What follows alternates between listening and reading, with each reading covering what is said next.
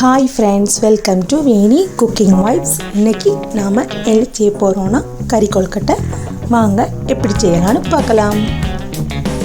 அதுக்கு தேவையான அளவு ஒரு பாத்திரத்தில் பச்சரிசி மாவு எடுத்துக்கோங்க. அதில் நாம் ஒரு ஸ்பூன் உப்பு ஆட் பண்ணிக்கலாம். உப்பு ஆட் பண்ணிவிட்டு நல்லா மிக்ஸ் பண்ணி விட்டுக்கோங்க.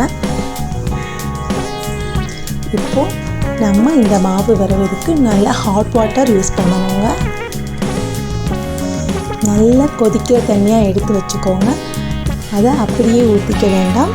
கொஞ்சம் கொஞ்சமாக எடுத்து நம்ம தேவையான அளவுக்கு விட்டு மிக்ஸ் பண்ணி விட்டுட்டே இருக்கலாம்.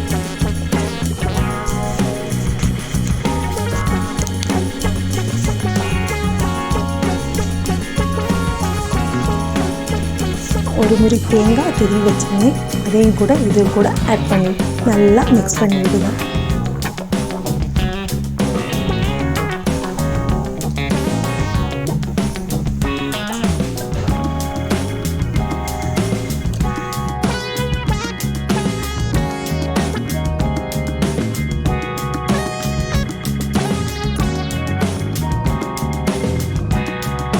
மாவு ரெடி ஆகிடுச்சு. அதை நம்ம ஒரு சைடில் வச்சுட்டு நம்ம அதுக்கு தேவையான மசாலா ரெடி பண்ணிட்டு வரலாம். வாங்க. அதுக்கு உருளைக்கிழங்கு நல்லா தோல் சீவி எடுத்து வச்சுக்கோங்க. 3 இல்லைன்னா 4 உருளைக்கிழங்கு எடுத்துக்கலாம். கூடவே பெரிய உள்ளி எடுத்து வச்சுக்கோங்க.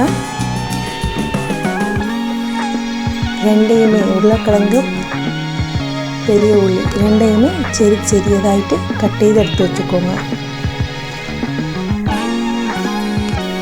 ரெடியாக்கி வச்சதும் நாம் இப்போ ஒரு சட்டியில் கொஞ்சமாக எண்ணெய் விட்டு கடுகு கறிவேப்பிலை போட்டு தாளிச்சிட்டு நாம் எடுத்து வச்சுருந்த உள்ளியை இது கூடவே சேர்த்துக்கலாம். சேர்த்து நல்லா மிக்ஸ் பண்ணி விட்டுக்கோங்க.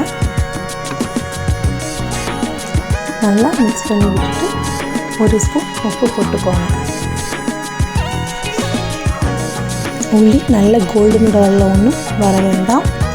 கொஞ்சமாக மிக்ஸ் பண்ணி விட்டுட்டு ஒரு கண்ணாடி பதத்துக்கு உள்ளி வந்ததும் அது கூடவே நாம் எடுத்து வச்சுருந்தா உருளைக்கிழங்கை ஆட் பண்ணிக்கலாம்.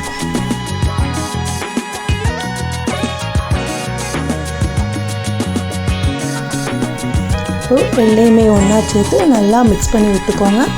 நல்லா மிக்ஸ் பண்ணி விட்டதும் அதுக்கு தேவையான அளவு தண்ணி விட்டு வேக வச்சுக்கலாம்.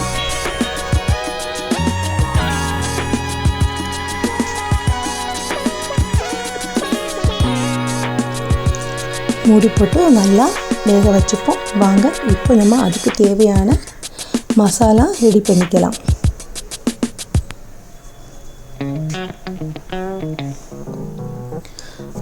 அதுக்கு ஒரு பவுல் எடுத்து அதில் 1 ஸ்பூன் மிளகு பொடி, 2 இல்லைன்னா 3 ஸ்பூன் மல்லிப்பொடி ஆட் பண்ணிக்கலாம். கொஞ்சமாக மஞ்சள் தூள், கூடவே சிக்கன் மசாலா 1 இல்லைன்னா 1.5 ஸ்பூன் போட்டுக்கலாம். எல்லாத்தையும் போட்டுட்டு தண்ணி விட்டு நல்லா மிக்ஸ் பண்ணி விட்டுக்கோங்க. இந்த மாதிரி நல்லா தண்ணி விட்டு நல்லா மிக்ஸ் பண்ணி வச்சுக்கோங்க.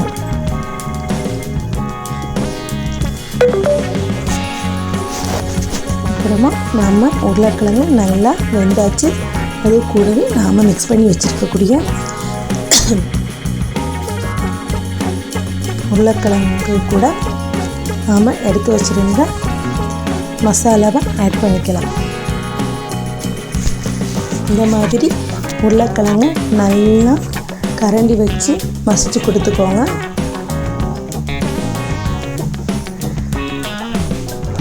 வாங்க அது இருக்கட்டும், நம்ம கொழுக்கட்டையை ரெடி பண்ணிக்கலாம்.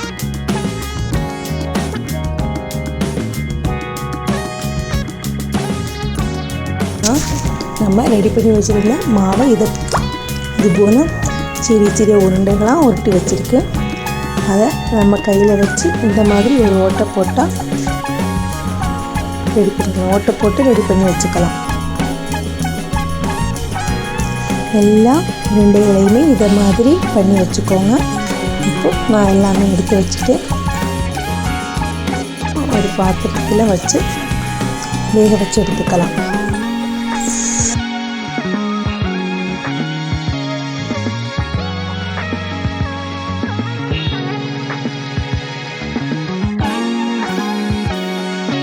இந்த மாதிரி இட்லி தட்டில் வச்சு நம்ம வேக வச்சு எடுத்துக்கலாம்.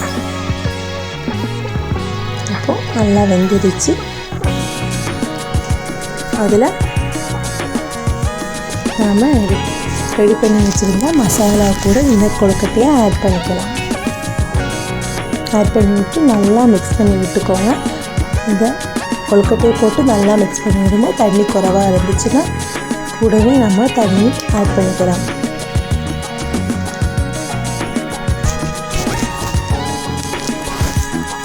ஆட் பண்ணி நல்லா மிக்ஸ் பண்ணி விட்டுக்கோங்க.